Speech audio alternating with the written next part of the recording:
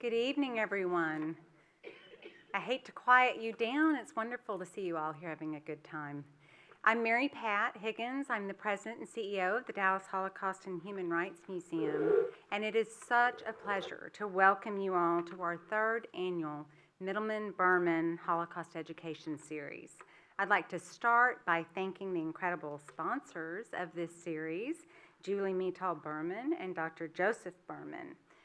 Julie and Joe, your support of the museum means so much to all of us.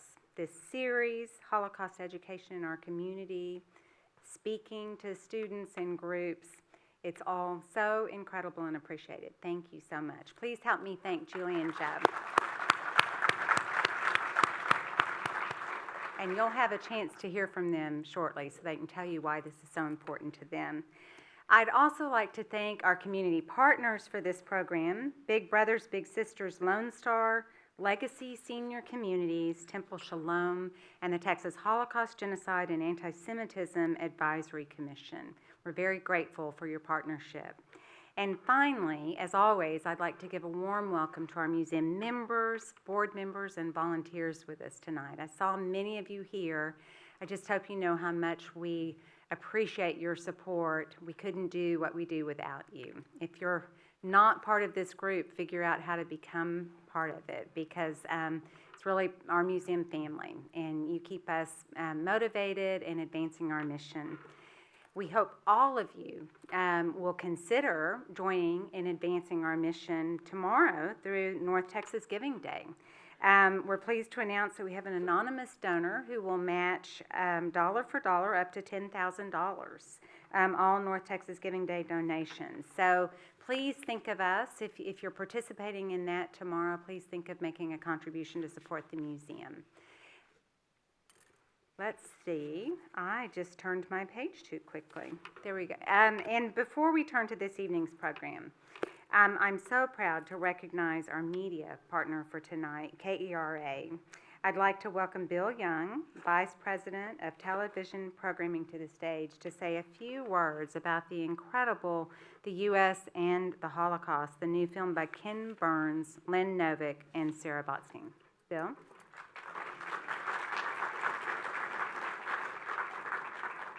Oh, thank you, Mary Pat. And the key phrase of what she said was a few words. Because the joke is it's common knowledge that do not give somebody from PBS a microphone and have doors shut so you're a captive audience. And if I talk more than 2 minutes and start saying the phone number, then it's time for me to go. We have partnered at KERA with so many organizations in the North Texas area over the years, and I can't think of a better one for us to partner with that shares our mission, that just does so much good work in the community. And I'm just so thankful that, we are media sponsors for this and our partners, and have been, for several years now, and look forward to a number of ways that we can make this community a better community, because we all live in it, and that's the best thing that we can do.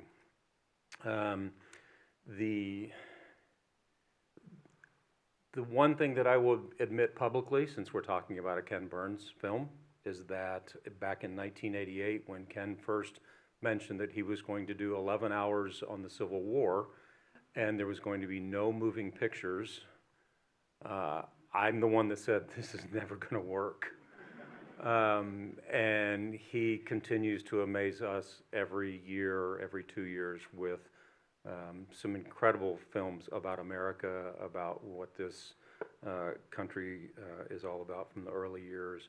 And every time I see something, whether it was the World War II series, Civil War, whether it was baseball, whether it was country music, whether it was Vietnam, I always say this is the best thing he's ever done.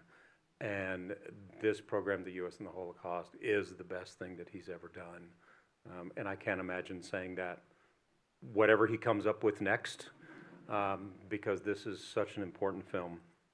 And for those of you who may not be familiar with how long it takes Ken to put this together, he actually started thinking about this and putting this together in 2007. So he's been working on this for almost 15 years now. which this is when he had the initial idea. And it actually came about when he was doing his series on World War II. And he started thinking of just all the things that he was finding out about World War II and looking about all aspects of American involvement in the war. And then it was 2015, and it was the Holocaust Museum in Washington, D.C. that approached him and said, you know, you should do a program about the U.S. and the Holocaust. And then it finally clicked, and he had half of his work had already been done in the past 8 years. So what you're seeing now is the result of almost 15 years of Ken's work. It's a 3-part documentary, as Mary Pat said, that has been running this week. And it's Ken Burns, it's Lynn Novick, and Sarah Botstein. And it is, like I said, it is the best that the 3 of them have ever done. If you, for some reason, have missed any of the parts that have been running this week on KERA, the entire series will run again on Sunday afternoon from noon until 7 p.m. And one of the things that we are excited about also, in addition to the series, is that we have produced at KERA some interesting short pieces that run in between the programs that are a look back at local Holocaust survivors. It's just another way that we can connect the local community with national programs. For those of you who aren't able to watch it on Sunday, you can actually watch the entire series on our video player right now. The whole thing has been available since Sunday. It'll be available free to anybody for the next several months, and then it moves over into Passport, which, you know, publicly we don't say this, but it's the Netflix for PBS. But I do want to show just a very brief clip of the U.S. and the Holocaust, and then I invite everybody to watch on Sunday. And I truly appreciate everybody here at the Holocaust and Human Rights Museum for allowing us to be a partner, media partner, and I appreciate all of you for supporting this organization, and appreciate your support of KERA, if you support KERA. But as the head of TV programming, thank you for watching. So let's look at the brief clip and then move on to the program. And again, thank you so much for coming and being a part of the evening.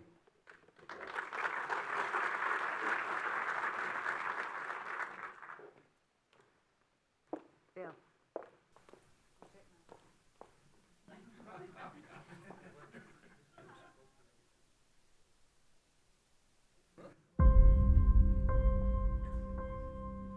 We tell ourselves stories as a nation. One of the stories we tell ourselves is that we're a land of immigrants. But in moments of crisis, it becomes very hard for us to live up to those stories. The Holocaust was beyond belief. People just disappeared. The primary goal was to get to the United States. But the golden door was not wide open.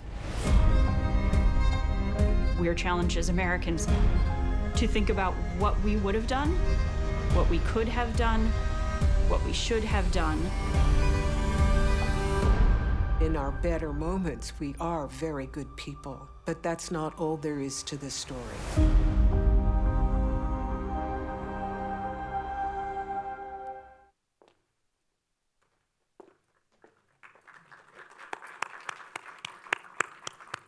Thank you so much, Bill, for being with us. We are so grateful to be partnering with KERA on this and so many other programs that we've had in the past, and we're really fortunate to have KERA in North Texas.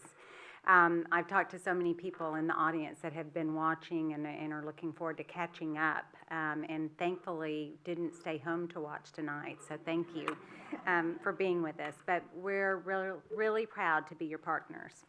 And now it's my pleasure to welcome Julie and Joe Berman to share a few words about the Mittelman-Berman Holocaust Education Series. Julie and Joe, if you follow our programs, look for our Survivor Speaker Series, and you will often have the opportunity to hear Julie in spring and in the summer tell her parents' story. So she's an amazing, one of our second-generation speakers.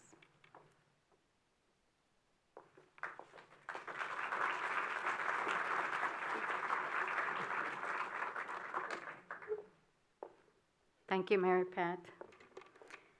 Good evening, and thank you all for coming out tonight and for joining us virtually as well for this annual Berman-Mittelman Holocaust Education Series. My husband and I created this series to ensure that the Holocaust education will always be available for future generations. Each year, we try to bring a speaker who will bring relevance and inspiration, who will educate and alert us, and most importantly, keep their lives remembered and honored. We created this series in memory of my parents, Magda and Les Mittelman, of blessed memory, both Holocaust survivors. Tonight's speaker, David Marwell, is especially meaningful to me. My mother and her entire family were sent to Auschwitz from Hungary. In my mother's Shoah testimony, she speaks of Dr. Mengele and the selections that they had to endure. My mother was selected to work, but her sister was selected for experiments. Only by chance and the help of a nurse did she survive. We are so honored to be able to do this for the Dallas Holocaust and Human Rights Museum, and we thank the entire staff for helping us and making this a reality. Thank you for coming.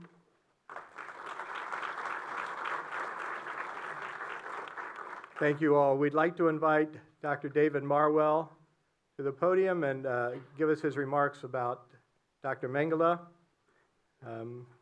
We've been trying to get him here for a couple of years. He's a very busy historian, but excellent, and I think you'll enjoy his remarks and some of the misconceptions about Dr. Mengele. Thank you.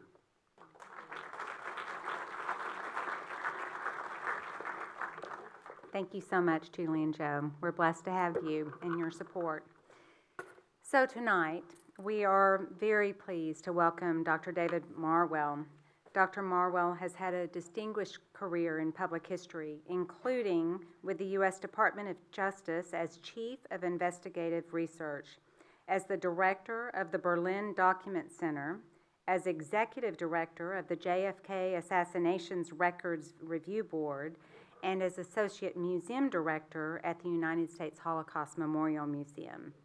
In 2000, Dr. Marwell was appointed Director and CEO of the Museum of Jewish Heritage in New York City, and he led this important institution for 15 years. So it is a true honor to have him with us this evening. Before I invite Dr. Marwell up, I wanted to remind you that we'll have time for question and answers after his remarks. So please fill out your card if you have a question. Our staff will come by and collect them. And if you are joining us via Zoom, please put them in the chat, and we'll do our best to answer as many of them as possible. And now, please help me welcome Dr. David Marwell.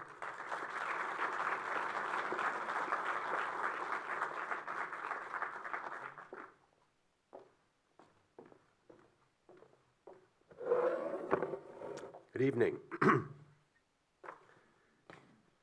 I'd like to thank Julie and Joe for their generosity in organizing this lecture series, and I'm very grateful that they asked me to be here this evening.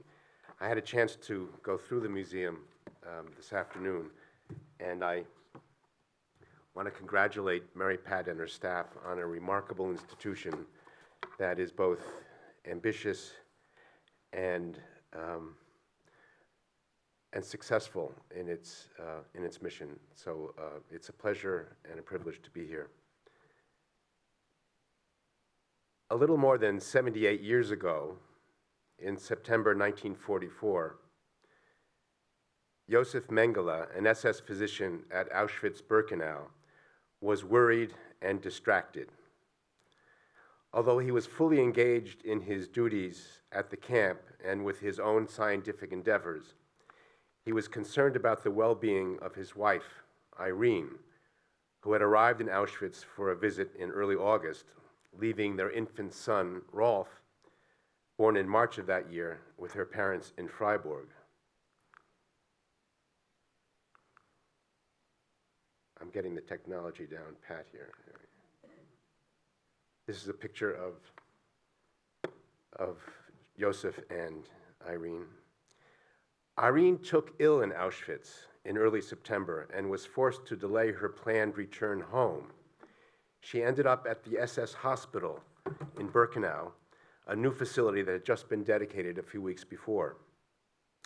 As she lay in her sickbed, recovering from diphtheria and myocarditis, her husband visited her 3 times a day. She noted in her diary that he would read to her, mentioning the short story L'Idiomant by Balzac.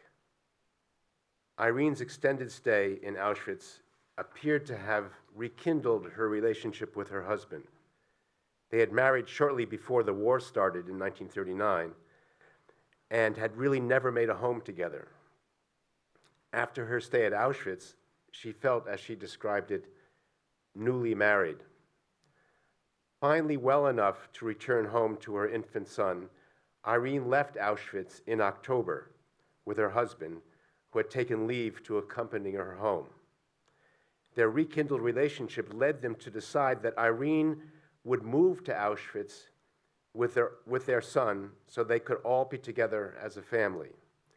In letters that have recently come to light, Mengele urged his wife to come as soon as possible, preferably before Christmas. And he lets her know that the wives of his colleagues were anxious for her to join them. Mengele also makes arrangements for an apartment, and he notes that he will have to find a crib for their son Rolf. This notion of a loving husband caring for his ailing wife and then planning for the family to set up housekeeping at Auschwitz is too jarring and disorienting for most to contemplate, because it must take its place alongside a vastly different persona that loomed so large in the minds of so many who had encountered Mengele in their memories, imagination, or in the works of history and popular culture which featured him. The book I wrote about Josef Mengele is, in part, about his life and career, but it is also about the figure that he came to represent for so many people. By the time Mengele went bathing in the ocean on what was to be his last day on Earth, 1 month before his 68th birthday in February 1979, when he suffered a stroke and drowned, he had emerged as a larger-than-life symbol, a process of what one might call iconification began after Mengele's service at Auschwitz. Propelled by the accounts of those who encountered him and by his representations in popular culture, we all remember, I'm backwards, Gregory Peck playing the Mengele character in The Boys from Brazil. That process of iconification continues today, long after his death. Indeed, he has become, for many, an outsized character who represents not only the Holocaust itself, but also the failure of justice at the end of World War II, which saw so many Nazi criminals escape any kind of reckoning. He's regarded as well as the exemplar of science gone mad.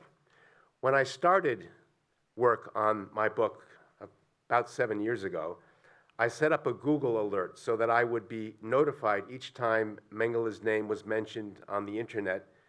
And since then, I have received messages nearly every single day, and most days, multiple indications that Mengele's name has been invoked, sometimes as a historical figure, but just as often as a benchmark for evil, as a malign metaphor. Since the COVID pandemic, those mentions of Mengele have increased significantly as issues of medical ethics have emerged and as people have sought the right means to express anger, fear, or describe evil behavior. I'm going to get this right.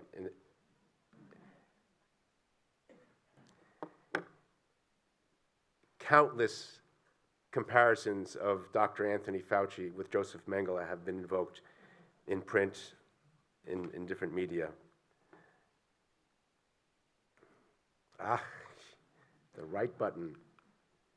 Front page of a newspaper in Athens, a right-wing newspaper, showing the CEO of Pfizer, Albert Bourla, next to a picture of Mengele with both an explicit and implied comparison.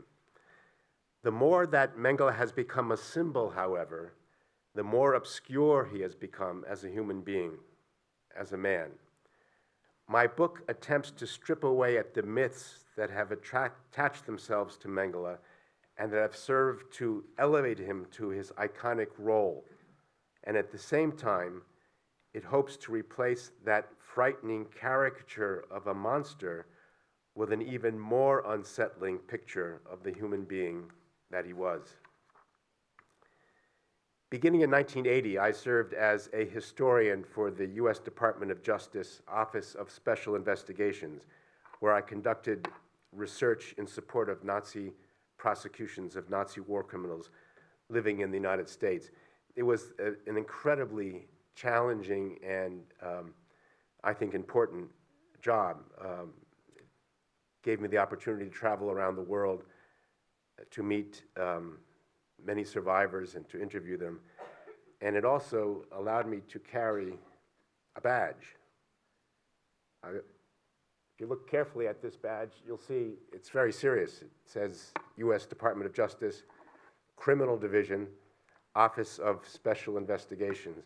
And then it gives my title, historian. Now, why does that get a laugh? It gets a laugh. It actually has fueled one of my favorite fantasies, which is I'm standing in line at the movies, and I give some credit to this fantasy to Woody Allen, and the guy behind me says, you know, when Hitler marched into Russia in 1942, he made the biggest tactical error.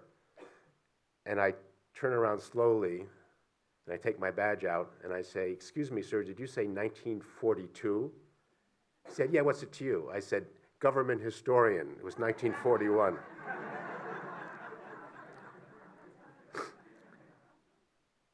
In 1985, while working for the department, I was assigned to the investigation of Josef Mengele with the goal of discovering if and how he might have been used and assisted by the United States, and finally to find him and to bring him to justice. This investigation was soon joined by 2 and then 3 international partners, with the Israelis and the Germans coming on board in early 1985, and the Brazilians in the summer of 1985, after a body thought to be that of Josef Mengele was discovered in São Paulo, Brazil. In the course of the investigation, I visited Mengele's hometown and his hideouts. I read his private correspondence and intimate musings. I interviewed his family, friends, colleagues, and surviving victims. And in the end, I held his bones in my hands.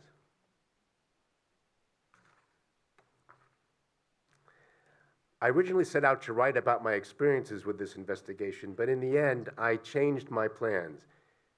Instead of restricting myself to writing solely about the investigation, which takes up a good part of the book, I expanded my effort into a biography of the man himself. I had discovered a rich body of newly released records and brilliant scholarship, both of which shed light on areas of Mengele's life and career that had been unknown to me and which had become available only after I had started writing. The book is based on records which I found in archives in Germany, Israel, and the United States, and some in Brazil. I used the once top-secret CIA file on Mengele, which was released and declassified in the year 2000, and importantly, on the secret Mossad report, which was released and declassified only in 2017, after I had nearly finished the first draft of the book. The book is based on interviews with participants and on my own recollections of the events in which I participated. It is also based on Mengele's own writings. including diaries discovered after his death, and especially on an autobiographical treatment that he chose to write in the form of a novel, an autobiographical novel, which freed him from the bounds of literal truth and allowed him to use literary devices to tell the story of his life.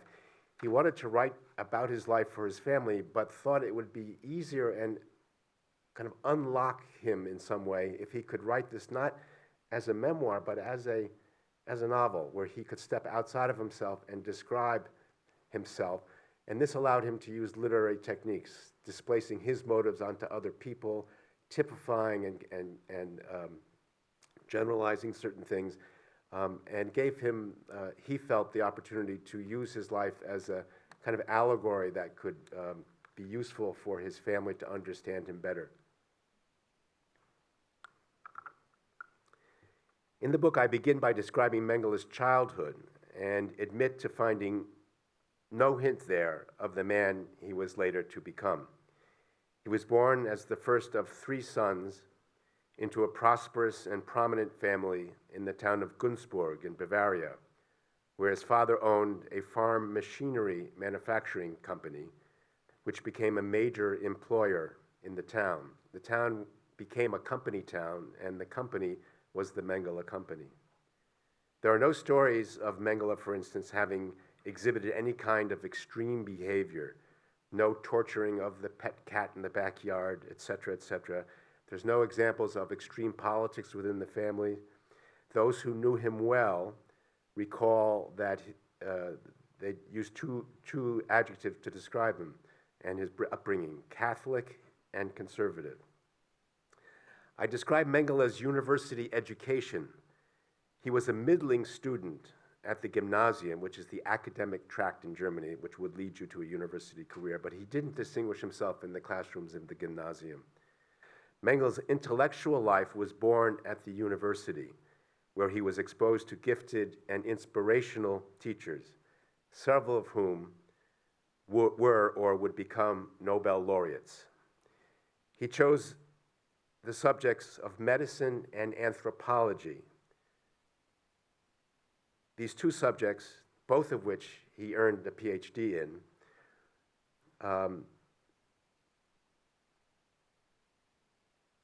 would define, in many ways, the intellectual basis for the politics that would soon consume him. He discovered within himself a deep and abiding passion for the study of medicine and the study of anthropology, which was allied. And when we talk about anthropology here, we're talking essentially about physical anthropology. This is Mengele's student card, which describes his career through several universities in Germany, which was very common, where he studied in Bonn and in Vienna and in Leipzig. And he earned a PhD in anthropology in Munich and then went to study medicine in Frankfurt. I described the really elite education that he had and his passion for his studies and his engagement with his fellow students and with his teachers. These are some photographs of Mengele as a student. You can see him the second from the right in the photograph that's on the screen. This is him in Frankfurt in his medical lab coat with a colleague, fooling around with the head nurse at the institute where he was assisting.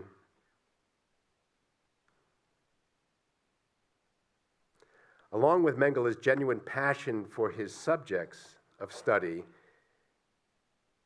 these fields of study offered him distinct advantages for his career and for elevating his status. Nearly coincident with his university career, political developments within Germany placed particular focus and advantage on the fields of Mengele's study. Mengele had become an expert in the very science that provided the underpinnings for Nazi ideology. And he was no slouch. He published in respected journals. His medical dissertation on cleft palates was cited as late as the early 1970s in medical journals. This photograph shows him at the University of Tübingen at a meeting of what had been called the Physical Anthropology Society. This was a society of academics that met each year, the way they do here in the United States as well, to give papers and discuss the latest developments within the field. And in it, in the center, you can see the deans of the field. You can see Eugen Fischer, you could see Theodor Mollison, you could see Ottmar von Verschoor. These are the leaders of the field of anthropology, which Mengele had just completed his PhD in. And if you look on the far left, in the first row, or almost the farthest left I can point to it, I think, over there, you'll see Josef Mengele on the margins, but not so far from the center of this important group of scholars. In my book, I summarize Mengele's student years in the following way. The years of Mengele's university study changed him just as profoundly as they had changed both his country and the status of the science that has become his consuming passion. Mengele started university in April of 1930 and remained there until really the beginning of the war. He entered university in 1930 at a time of political uncertainty. The impact of the Great Depression had not yet been fully felt in Germany. He emerged 8 years later in the vanguard of a new science and committed to a new political vision, both of which promised to change Germany and the world. The combination of his studies in medicine and anthropology provided Mengele with a perfect scientific complement to Nazi politics. Indeed, it was Rudolf Hess, Hitler's deputy, who said that Nazism was simply applied biology. Through medicine, with its focus on the human body and emphasis on genetic pathology, and through anthropology, with its focus on the racial or the communal body and emphasis on the qualitative differences between races, Mengele had equipped himself to be a frontline soldier in the struggle that was at the heart of Nazi ideology and that defined its politics. I explain how the role of the physician underwent a transformation under the Nazis, where the so-called racial community, the Volksgemeinschaft, was substituted for the individual as the focus of a physician's care. The Nazi physician could, in an intellectual and moral sleight of hand, remain faithful in their own minds to their Hippocratic oaths and engage in Nazi racial and eugenic activity simply by substituting the perceived welfare of the folk, of the race, of the people, for that of the individual patient. A French scholar described this phenomenon as follows: the physician must abandon his old humanitarian conceptions. He has one patient, the German people, the folk. The individual is no more than a single cell of the whole people. The people are transcendent. They are the only body. It is this popular body which must be preserved and treated. To maintain it intact, no sacrifice is too great. Just as a doctor will not hesitate to amputate a finger to save a limb, or a limb to save a life, so the Nazi physician is prepared to undertake all aggression against the individual who menaces the people, against individual Germans, and with even greater reason, against strangers.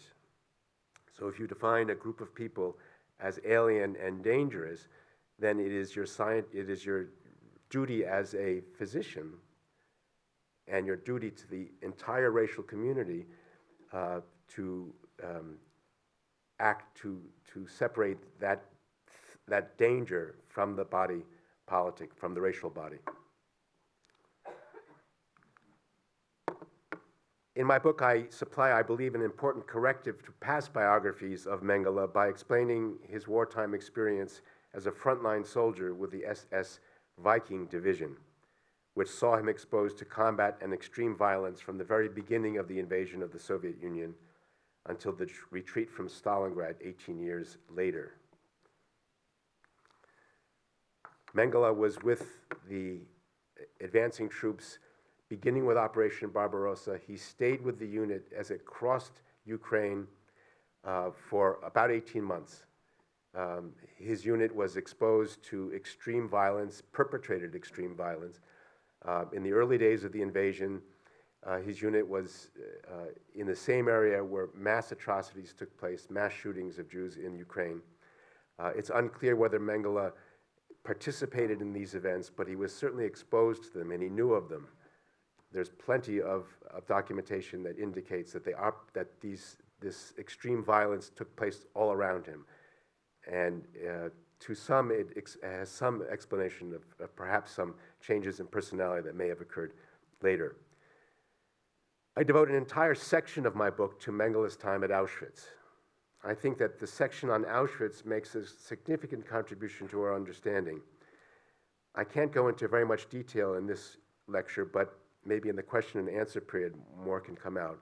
But anyone who thinks they know what Mengele was doing at Auschwitz, especially if they cannot read German and know little about recent scholarship on the subject, this book, I think, will surprise them. In terms of the number of people affected, Mengele's major crime at Auschwitz was his service on the so-called ramp. Here we go, and come back again.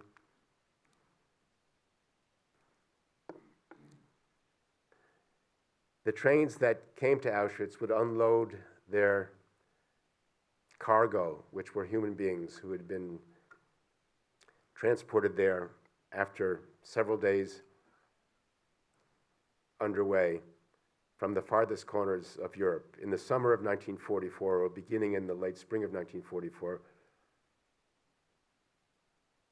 well over 400,000 people were brought to Auschwitz from Hungary, mostly from the countryside. The first order of business, once the train stopped, was for the people inside to come out and to form a line on the ramp, and Mengele's job as a physician, this job was given to physicians because it was considered to be part of a kind of public health effort, was to separate out the arriving prisoners to decide who should be used and exploited for labor and who should be sent immediately to their deaths. It was a kind of a binary decision, life or death, but not life as we would think of it, life for a short period of time, because everyone who arrived was slated to die.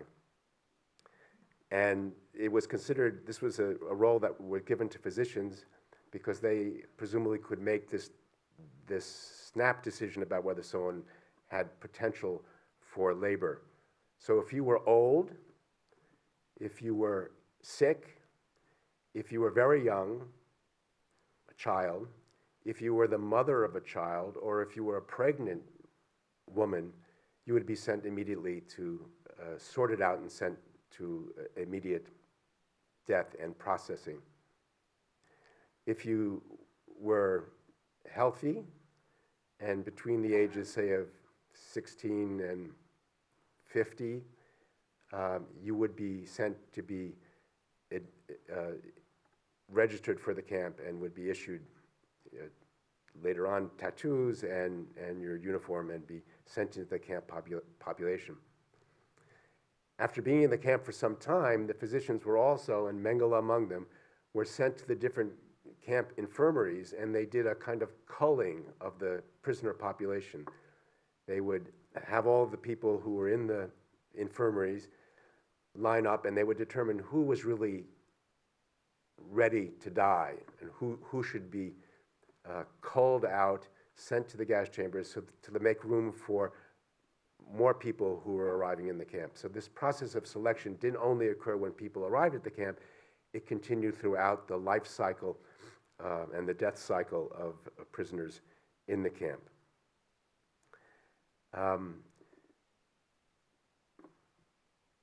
Most people, when they think of Mengele at Auschwitz, they think of the science, so-called science, that he conducted there. And I have to say at the outset that it's very difficult to know very much about that science. I spent some time in the book trying to describe the general areas of Mengele's scientific interest and the general ways he went about it, but it's extremely difficult to know much about it because there are almost no records that have survived. We can only rely on the testimony of individuals who either were the subject of Mengele's scientific activities or who assisted in those activities. It's important, once I talked about selection, to know that Mengele used the selection process on the ramp at Auschwitz for another purpose. And that was not only to select people for life and for death, but also to help him with his science. Mengele established at Auschwitz a kind of research institute. He had been associated with the Frankfurt University Institute for Racial Hygiene in Frankfurt before the war. And after he was evacuated in 1943 in January, he left the battlefield right around the time of the Battle of Stalingrad and was airlifted to Berlin, where he was placed in a replacement company. And for about 4 months before he went to Auschwitz, he was associated with the Kaiser Wilhelm Institute for Anthropology in Berlin. And there he met the staff, and he became fluent in their scientific enterprise and got to know the other scientists. When he got to Auschwitz, Mengele decided that he would establish a kind of Kaiser Wilhelm Institute at Auschwitz that he would lead and that he could use to pursue his scientific and anthropological interests. So how do you outfit an institute? Well, you have to find scientists to work there. So Mengele, who arrived at Auschwitz in June of 1943, the end of May, actually, in 1943, of the people who came off the trains from the far corners of Europe, there were world-famous physicians, nurses, anthropologists, medical illustrators, medical technicians, all manner of well-respected, well-trained scientists and clinicians. Mengele used his time on the ramp to select out those people as well. So he would say, in addition to saying to the old man, you go on that line, and to the young, healthy man, you go to that line, he said, are there any physicians here among you? And if they said yes, he would say, go over there, and then he would interview them quickly. Are there any anthropologists? Are there any medical technicians? Are there any people who are artists who can do good drawings? Are there any nurses? And through that, he was able, and I use the word recruit with quotation marks around it, he was able to find individuals who could assist him in his scientific interests. At the same time, Mengele was able to find subjects for his experiments. He had a particular interest in twins, not because he had some kind of grotesque fascination with twins, although he might have had that, but twin research was considered the gold standard for genetic research all over the world. In Germany, it was quite a developed discipline, funded in part by the Rockefeller Foundation. And Mengele had at his disposal at Auschwitz, thousands of pairs of twins who arrived in the trains. If you think about the incidence of twins occurring between 1% and 2% of the population, and you think that during the period Mengele was at Auschwitz, about 750,000 people probably came through the camp, you can just do the math and figure out how many sets of twins were available. And this coincided with the fact that at the institute in Germany where he had been, twin research had closed down when the war started, because children, and most twin research is done with children because you need to have the two sets, the two parts of a twin pair together in order to do the research. Often twins will separate as they get older, but as kids, you know they're there together. Twin research closed down. So Mengele had the opportunity not only to have all of these twins available to him, but he could also resurrect and continue with research that had been begun at the Institute in Berlin before the war started, and continue with the twin research. Very quickly about twin research. If you ask most people, and you read most books about Mengele and about Auschwitz, they'll tell you that Mengele was interested, the reason why he was interested in twins, he was interested in discovering the secret of twin births. Why? Because he wanted to find out how you could superpopulate Germany in the right way. If you could figure out what made people have twins, then if you gave that secret to Aryan, strong, good racial stock, you could multiply the number of people who would be of good racial quality. That's not true. That's not what he was trying to do with twins. It simply is false. If you think about it, if you're interested in the secret of twin births, you don't look at the issue of twin births, you look at the progenitors of twin births, you look at the parents. They're the ones that created the twin births. Mengele showed very little interest in the parents. He was interested in the twins because twins allow you to examine the impact of nature versus nurture. You have identical twins who have the same, more or less the same genetic code, and you have fraternal twins who have shared parts of the genetic code, the same as normal siblings would have, but have the same intrauterine experience, the same environment, they're brought up by the same parents, they have the same nutritional standards, so that if you find in one set of twins a concordance between one kind of disease, schizophrenia for instance, and you don't find that you find it in identical twins but not in fraternal twins, then you can posit that the cause of schizophrenia is in part genetic. And that's what twin research was all about. So Mengele was involved in twin research at Auschwitz.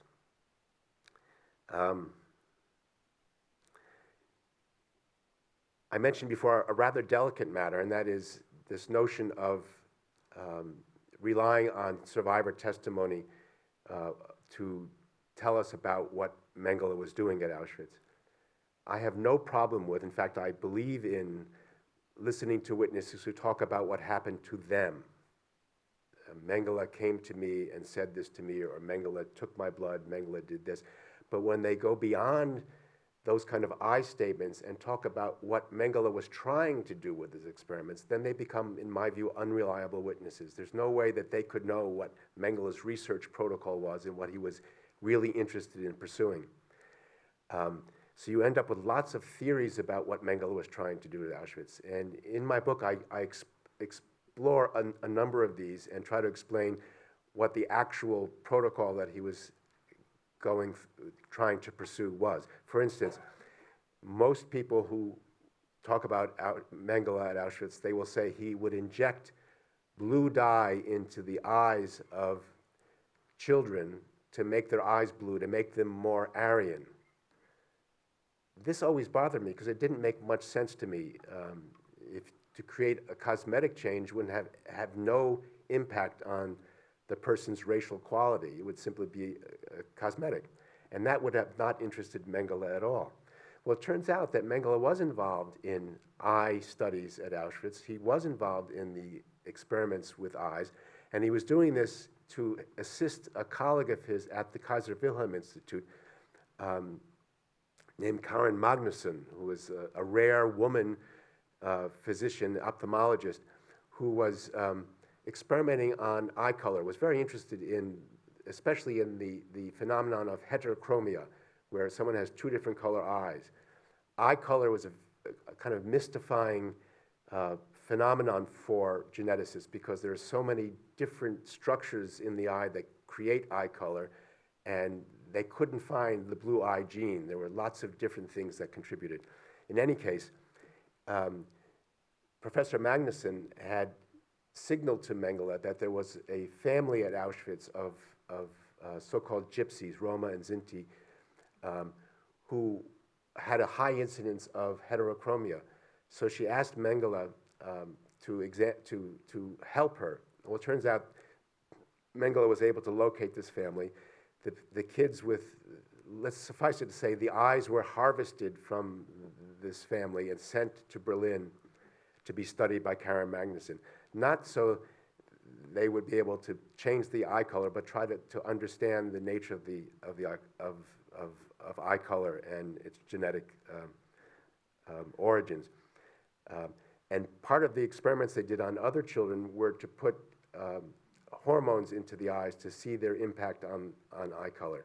This was a frightening and painful experience, but it wasn't injecting blue dye into kids' eyes.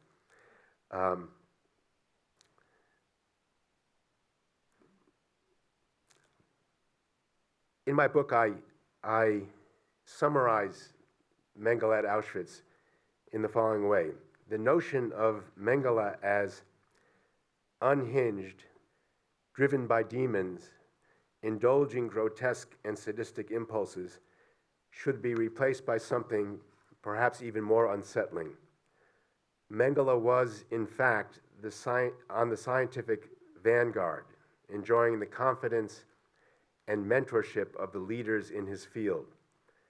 The science he pursued in Auschwitz, to the extent that we can reconstruct it, was not anomalous, but rather consistent with research carried out by others in what was considered to be the scientific establishment. It was criminal and monstrous because of the absence of all barriers that ordinarily serve to contain and regulate the temptations and ambitions that can push scientific research across ethical boundaries. To relegate Mengele and his research to the ranks of the anomalous and bizarre is perhaps more palatable than understanding that he was the product and the promise of a much larger system of thought and practice. It is easier to dismiss an individual monster than to recognize the monstrous that can emerge from otherwise respected and enshrined institutions. Mengele left Auschwitz in January of 1945 and left, there are witnesses who saw him packing up his research notes from his series of experiments, putting them into wooden crates and putting them into the vehicle. And Mengele and his colleagues left. They drove first to Berlin and then north of Berlin, where they met with the head of all concentration camp physicians in Oranienburg. And Mengele received his new assignment, which was to be the chief garrison physician for the entire kind of SS area around the city of Breslau, which is now Wrocław in Poland, and where the camp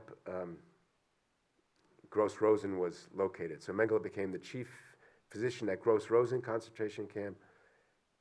Shortly after he arrived, it was also liberated by the Soviets.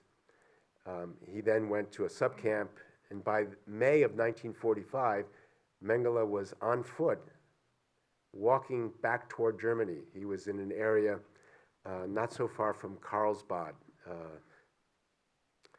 And luck, providence, call it what you will, he came upon a military field hospital there. And it just so happens that the head of internal medicine at this field hospital was an old classmate of his from medical school. And Mengele, in his SS uniform, said, "Can I join with you guys?" And they said, "Yeah, let's ask the commander."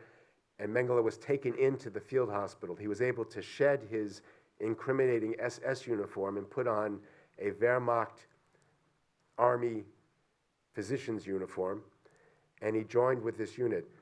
Luck again, this unit ended up in an area which was widely known as the no man's land. It was an area that was left unoccupied as the Soviets came from the east and stopped when the war ended in May 8th, 1945, and the US, the Western Allies, came from the west and stopped. There was an area of thick forest that was, for about 6 weeks, was unoccupied. And this field hospital made their encampment there. This gave Mengele a number of opportunities. One, to develop a cogent cover story where he stayed with this unit and was able to become a believable member of the unit. Around June 15th, 1945, the unit decides it is probably a good idea for us not to be taken prisoner by the Soviets, who are right over there. Let's get in our trucks and our ambulances and let's go over and get taken prisoner by the Americans. So they do that, and they get taken prisoner near Hof in Bavaria. Mengele spends about 6 weeks in 2 different US POW camps. He is not discovered. There are reasons for this that I investigated as a badge-carrying historian. 2 important things. One, Mengele did not have a blood type tattoo under his left arm. The members of the SS would have their blood type tattooed under the arm. The US Army, it's stamped into your dog tags.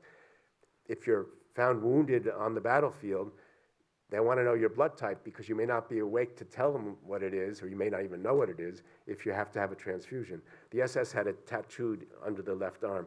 This telltale mark was very important for American war crimes investigators because all they had to do was to have a whole group of men take off their shirts and raise their hands, and if they saw the SS tattoo, they'd move them to the side, a kind of selection, and then do detailed interrogation of them. Mengele, who was the medical officer of his unit and was very vain, we have this, his wife told us this, he didn't want to have a tattoo, so he didn't have that tattoo. And we also found that it was not as universal a practice as one had believed. The second thing that conspired to help Mengele not be captured by the US, although some people were looking for him, was that the wanted lists on which his name appeared were not distributed effectively in the US zone. We found that some of the lists where his name appeared hadn't been actually distributed until December of 1945 in prisoner of war enclosures. In the summer of 1945, when you had literally millions of POWs and disarmed enemy combatants, you had a threatening crisis with the fields full of produce that needed to be harvested. The American occupiers, or the Western occupiers, didn't want to have a famine on their hands, so they released as many people as they could, as quickly as they could. They didn't have an effective way of screening for war criminals. They didn't have the wanted list. They just asked the guys to take off their shirts and raise their hands. Mengele didn't have the blood type tattoo. He escaped, went by truck near his home. He didn't go back home, as many people thought. He went and became a laborer on a farm near Rosenheim, south of Munich, on the way to Innsbruck. He worked there for about 3 or 4 years as a really hard laborer, mucking out the stables, really difficult work. And he complained a lot about it in his diary, how difficult the work was and how unintellectual it was. He did that for 3 or 4 years. Finally, he was able to make contact with his family, his wife, and his young son, who had visited him at Auschwitz as an infant, now visited as a toddler. The wife came to see him. She said to him, look, and this is around the time of the doctor's trial, 1946-47 in Nuremberg. She said, you cannot have a life in Germany. They're going to be looking for you. You cannot have a life. So he decides at that time he's going to leave. She doesn't want to go with him. She stays. He, with the help of his family, with their wealth, makes his way to Innsbruck and then over the Brenner Pass to Italy. He tells the story, which I recount in some detail, about how that takes place without the help of the Americans, which we once had suspected.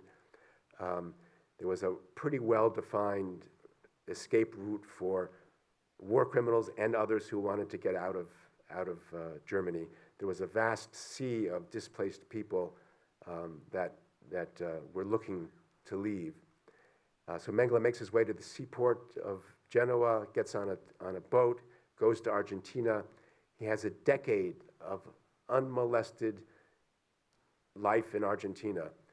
where he's welcomed by the political leaders, not personally, but the German emigres are welcome there. Juan Perón provides a benign environment.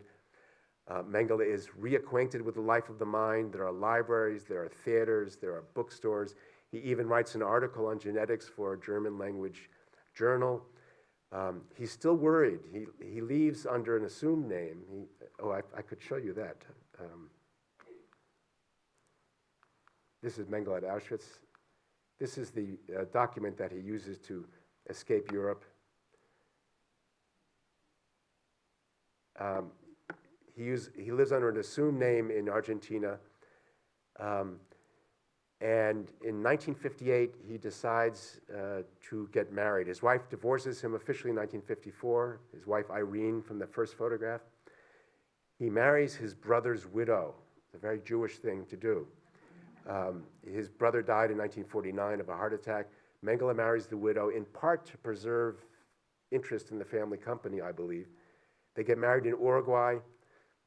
Around that time, the fact that Mengele is in Argentina is hinted at in a newspaper. The judicial authorities begin to show interest in him. They send some police officers to the company town of Günzburg. The family finds out that there's judicial and police interest in Mengele. They call him up or write him in Argentina, and Mengele freaks out. He knows now that he may be, in fact, in the line of sight. There is an extradition treaty between Argentina and Germany, although it was rarely invoked. Mengele decides he has to leave Germany. Has to leave Argentina, excuse me. He leaves Argentina, he goes to Paraguay. He gets Paraguayan citizenship through fraud. Eichmann is kidnapped in May of 1960. Mengele learns about this and realizes that his great plan of moving to a country like Paraguay is not going to be any protection for him because the Paraguayans, he moved there because the Paraguayans don't extradite their own citizens, and Mengele was a citizen under the name of Jose Mengele, by the way. He realizes that he has to disappear because if the Israelis can nab Eichmann from the streets of Buenos Aires, then they can nab Jose Mengele from the streets of the small town he lived in Paraguay. So he goes underground in October of 1960, goes underground into Brazil, where he looks like this eventually, where he drowns on that beach in 1979. And I'm going to stop there with apologies for having sped through the last part of his life. But I hope that in the question and answer, we can take up any burning questions you have. So, how do we, yeah.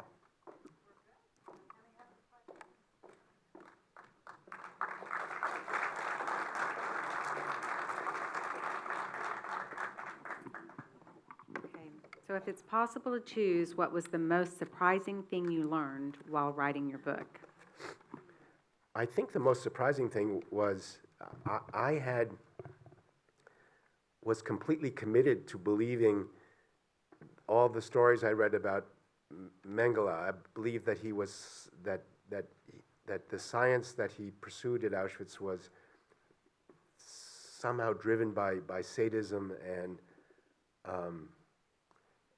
grotesque motives, and it wasn't, which is, as I say, a little bit more unsettling. And this was not my discovery, but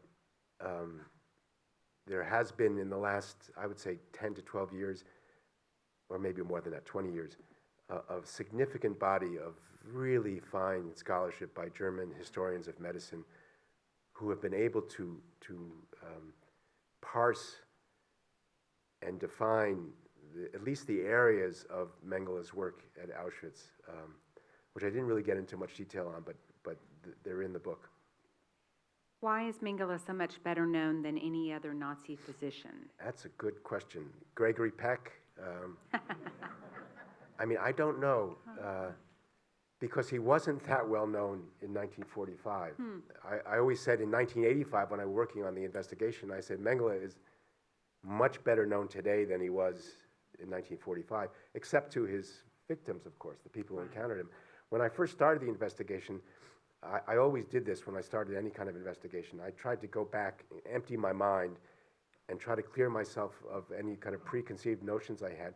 So one of the ideas I had was, I didn't know, I mean, Josef Mengele, the name is unique to me, but maybe it's not a unique name, maybe it's a common name. So I looked through all the records in a particular institution in Germany, and I found that there were 17 guys named Joe Mengele who served in the German armed forces during the war. 2 of them born in his own town. So he wasn't well known until the Eichmann trial. And then he became, because of the phenomenon of not every survivor, but many survivors would claim that they had confronted or had been confronted by Mengele on the ramp at Auschwitz, which simply isn't true. Many were, but they just weren't in a position to know who he was. They didn't have the name on their coat. And there's many, many, many, many examples of people who claimed to have encountered Mengele at a time when he wasn't even stationed at Auschwitz. There's something that one scholar has called the Mengele effect, where people have displaced onto Mengele the characteristics and the actions of other people, so that he became the kind of the everyman, the symbol. People talk about him being, tall with deep blue eyes when he was 5'9" with kind of greenish brown eyes, and that he spoke Hungarian when he didn't speak Hungarian. So that, and during the trials, the Auschwitz trial, for instance, in 1963 in Frankfurt, a lot of the other physicians would blame Mengele for everything as part of their defense. It wasn't, I didn't do that, it was Mengele who did it. So that also added to this kind of reputation. So he became really quite, if you look at the literature, there's a book by Martin Amis called The Times Arrow, which is all about Mengele. He's the main character. The Deputy by Hochhut about Mengele. There's lots of novels and plays and movies all about him. Charlton Heston's last film role was playing Mengele in a Brazilian movie or Argentinian movie. Oh my goodness. Was Mengele especially anti-Semitic in his youth? He was not especially anti-Semitic in his youth at all. He probably shared his family's and his town's kind of anti-Semitism, but it wasn't the kind of radical anti-Semitism that later animated him. And certainly wasn't racial anti-Semitism then. And why were the government files on Mengele classified, and what was the rationale? Well, that's a good question. Government files. When I was doing the book, I had to make a Freedom of Information request for my own files. Unlike some people, I didn't take my files home with me. I had written, I'd done over 100 interviews. I'd been to Brazil a couple of times. I'd been working on the case. I had a lot of material. I couldn't get them from the Department of Justice today. I still haven't gotten them from them. Fortunately, my work was shared with the Germans and the Israelis, and I was able to find German translations of my memos in the German files, which were open to me. Wow. I don't know why they're classified. The CIA classifies nearly everything because of sources and methods, and a lot of it has to do not so much with the nature of the information that's contained in the document that's classified, but in the way that information was obtained. So a lot of times things are classified because of the method by which they were acquired. So there's nothing really terribly fascinating about the stuff that was classified, but it was classified. And the Israelis, I don't know as much about their classification system, but their report is an extraordinary document, which I had to with the help of Google Translate from Hebrew into English, 400 and something pages. Wow. Because as I said, it came out right when my book the first draft was finished. Oh, my goodness. What happened to his wife and son? And I think you later mentioned, or you mentioned she later spoke about him to authorities. Yeah, so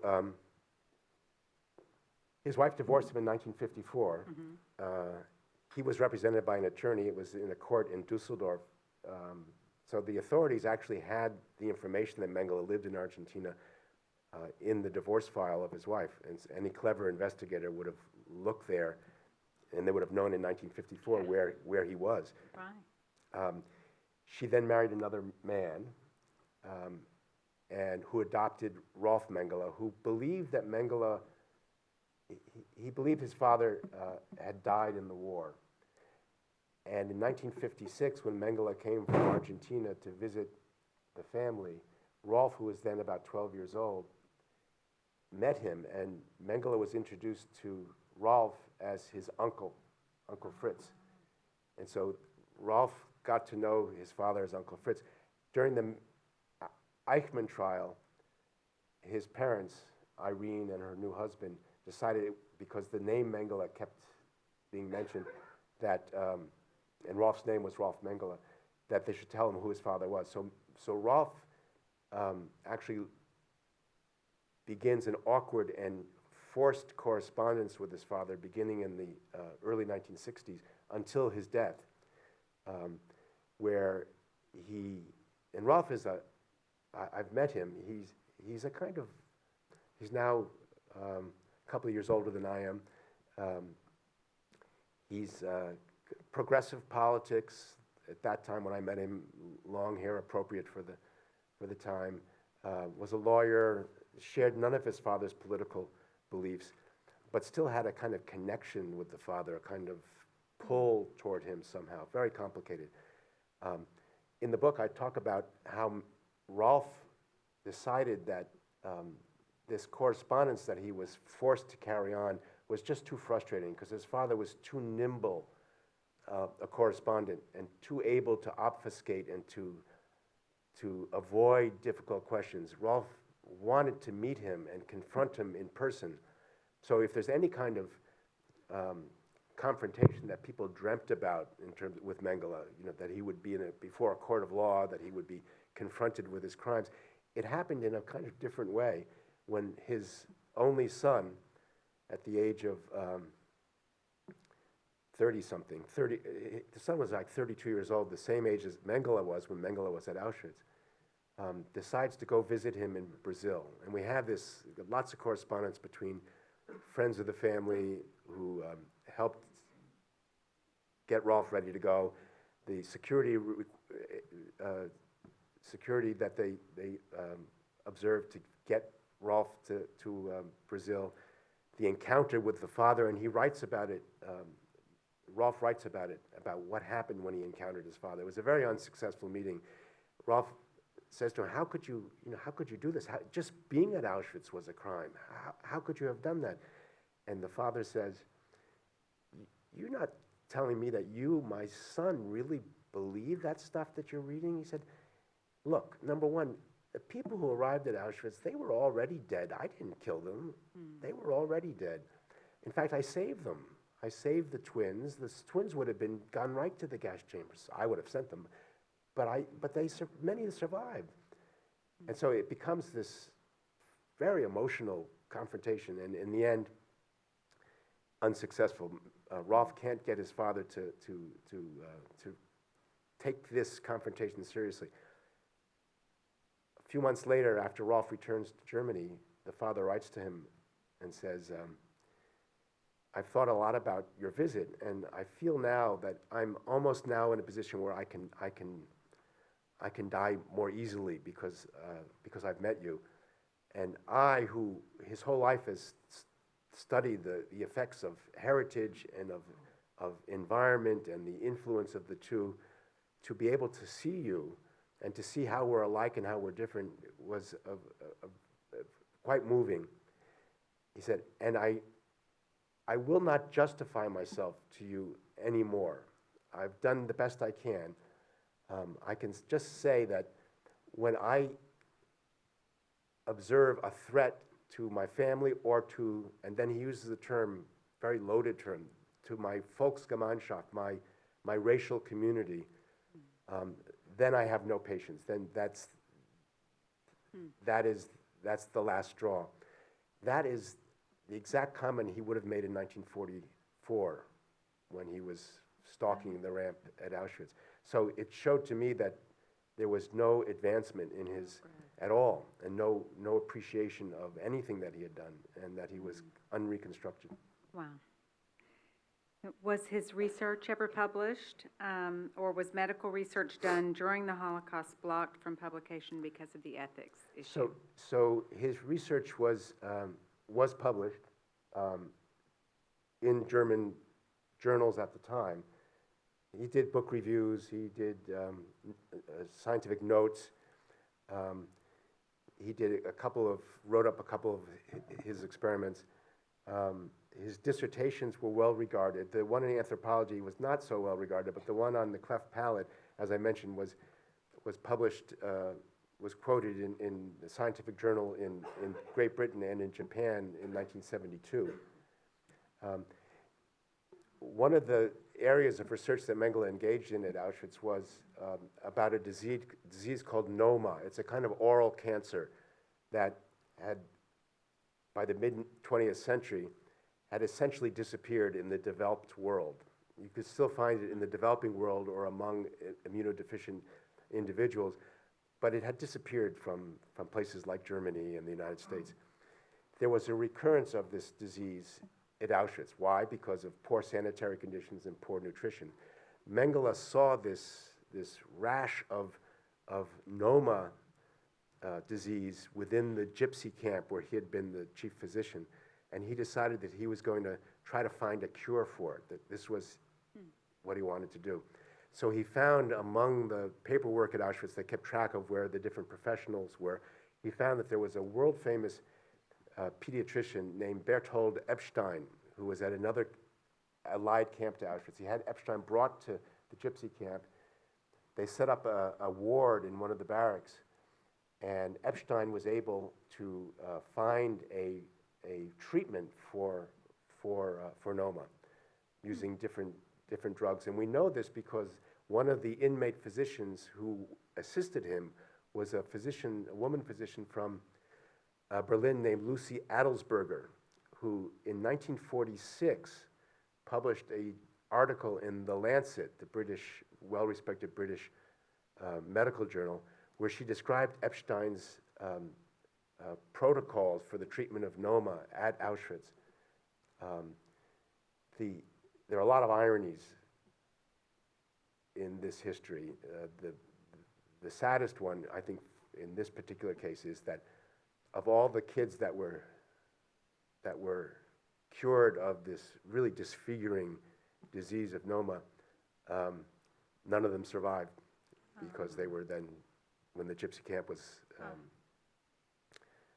was liquidated, they were killed. So.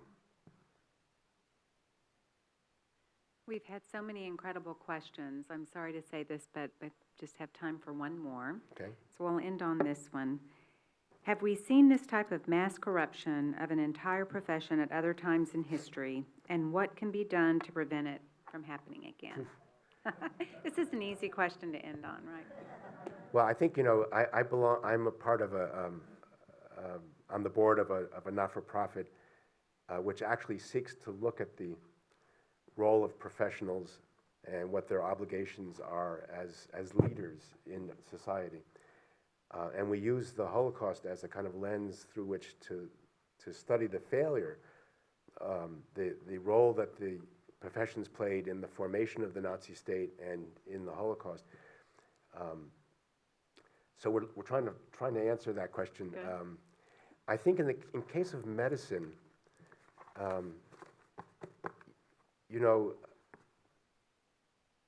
it doesn't take a Nobel Prize winner or a millionaire to set up a CRISPR lab. You can buy the stuff, most of the stuff on the internet. I am told that the techniques are pretty straightforward. Can you imagine what Mengele and his colleagues would have done with CRISPR technology, the ability to edit genes? So the way you would prevent it is to make sure that there are barriers established within the professions to prevent people from exercising their natural and unnatural ambitions. The last thing I'll say as the last word in a way is that the ultimate irony, it seems to me, in Mengele is that he chose to study genetics and anthropology, and had he survived the war, had there been no war, and he'd become a professor at a German institute at a university, he would have seen Watson and Crick come along and decode DNA, and would have eventually seen, if he lived long enough, the decoding of the human genome, and he would have realized that the science that he was so passionate about had no basis in fact, that the so-called racial groups,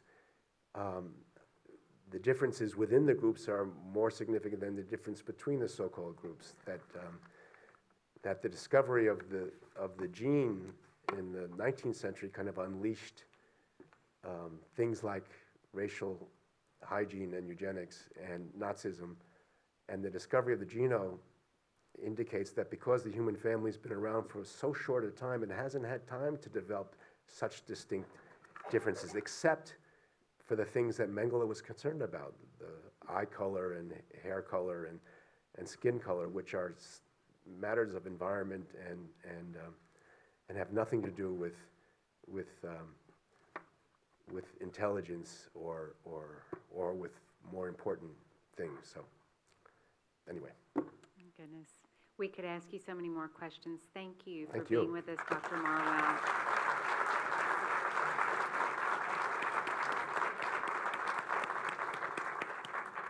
Thank you all for coming tonight.